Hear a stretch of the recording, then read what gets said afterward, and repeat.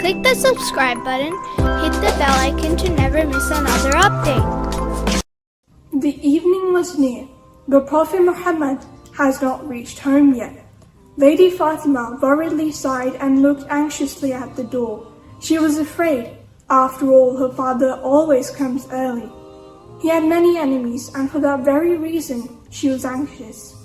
She took a few steps away in the alley, and she silently thought to herself that they might have hurt him. She should entertain herself by sweeping the yard. Ever since her mother passed away, she had been doing most of the housework. Fatima loved her father very much. She was lonely in this world. It's only her father that she cares about in this whole world.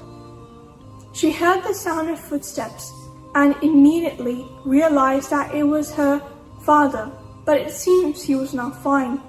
His legs were injured, his head and face were covered with ash, and his white clothes were dirty.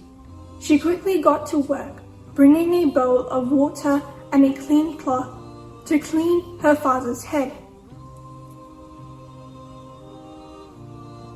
The Prophet kissed his daughter's small hands and wiped the girl's silent tears. He looked at his daughter's tired face and remembered his mother Amina. He closed his eyes and said kindly, "You're like the mother of your father," and thought to himself how much kind and caring her little daughter is.